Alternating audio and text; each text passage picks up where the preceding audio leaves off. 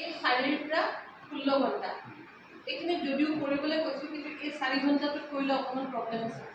এই 12-16 প্ৰব্লেম নাই, 12-16 প্ৰব্লেম নাই। কাৰণ কিয় এইখিনি ফৰ্মটো থাকিব 24 ঘণ্টামান। 34 লিখা আছে, 34 কিন্তু কিতাপৰ মতে হয়, কিন্তু আচলতে নহয়, নাথাকে 24 ঘণ্টা ভিতৰত নাথাকে। আৰু অভুলেশ্যনটো ধৰক এইখিনি মানত হ'ল, ডিম্বাণুটো আৰু শুক্ৰাণুটো লগ নহ'লে কিন্তু পিছৰ ফালে যদি আপুনি কৰায়, এইফালে যদি আপুনি এআইটো কৰে, তেতিয়া এই ডিম্বাণুটো পুৰা হ'ব। আৰু আপুনি ইয়াত যদি কৰে, ডিম্বাণুটো ওলাওঁতে ওলাওঁতে শুক্ৰাণুটো পুৰা হ'ব। আৰু বুঢ়া এটা শুক্ৰাণুৱে যদি ডিম্বাণুটো ফাৰ্টিলাইজ কৰিও দিয়ে, তাৰমানে স্পৰ্মটোৱে এই যিটো কণীটোত কেইবাটাও লেয়াৰ থাকে। ভিটেলাইজ মেমব্ৰেইন, জোনা পেলোচিডা, তাৰপিছতে কৰোনা ৰেডিয়েটা, এনেকুৱা এগাল লেয়াৰ থাকে। এই স্পৰ্মটো মানে প্ৰত্যেকটো লেয়াৰ এনেকৈ সোমাই গৈ থাকিব, গৈ কণীটোৰ ভিতৰত সোমাব লাগিব। সি সোমাবলৈ হ'লে তাৰতো মানে কি হেৰি হ'ব লাগিব, এক্টিভ হ'ব লাগিব। এক্টিভ হ'বলৈ কি তাৰ বহুত দেৰি যদি বহুত দেৰি তেনেকৈ থাকি সেইটো এক্টিভ হৈ নাথাকিব। সেইকাৰণে ঠিক সময়ত যদি এআই নকৰে, আপুনি কাকো দোষাৰোপো কৰিব নোৱাৰে। কেতিয়াবা যে এআই ফেইল হয়, তেতিয়া তাৰমানে কেইবাটাও প্ৰশ্ন কি হ'ব পাৰে। এআই যেতিয়া ফেইল হয়, কি হ'ব পাৰে। 1 নম্বৰ, গৰুজনীৰ ডিম্বাণুৱে নোলাল, মানে 1 নম্বৰ কেতিয়াবা কি হয়, ডিম্বাণুটোৱে নুফুটে। ফলিকল বুলি বস্তু এটা থাকে, হিটৰ সময়ত অভাৰীত এটা ফলিকল থাকে।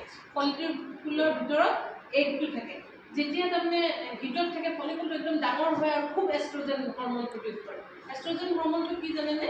এই যিমান ছেক্সুৱেল মানে ডিজায়াৰ হেৰিছে এইবোৰ ফিমেলত, এইখিনি গোটেই এজনী ফিমেলৰ নিচিনা কেৱল এষ্ট্ৰজেন হৰমনটোৰ কাৰণে।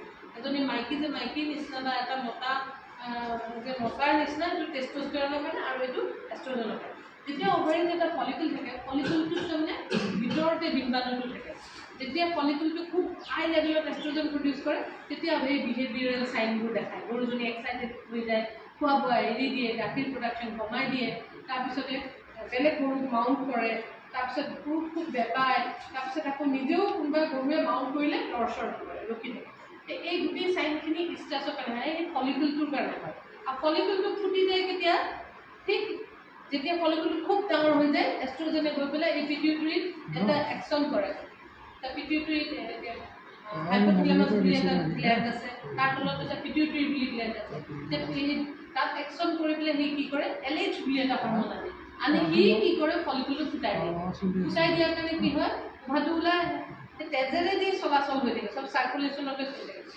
যেতিয়াই ডিম্বাণুটো ওলায়, এই আমাৰ যি ৰিপ্ৰডাক্টিভ ট্ৰেক্টটো এনেকুৱা নহয় জানো, এইটো গৰ্ভাশয় আৰু এই দুটা এনেকৈ হৰ্ণ, আৰু ইয়াত সৰু নলী এডাল আছে, তাৰপিছত এইখিনিতে অভাৰীটো থাকে।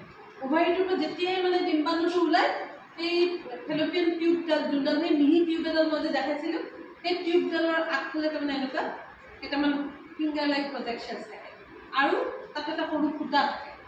কি কৰে, এনেকৈ লৰি থাকে হেৰি এষ্ট্ৰজেনৰ ইনফ্লুৱেঞ্চত। যেতিয়া এষ্ট্ৰজেন বাঢ়ি যায়, গোটেই ট্ৰেকডালে অলপ মানে হেৰি হৈ থাকে।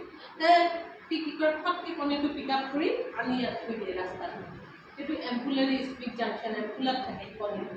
আৰু ইতিমধ্যে স্পামটো সোমাই পেলাই গৈ পেলাই এই ফেলোপিয়ান টিউবত লগ হয়। কি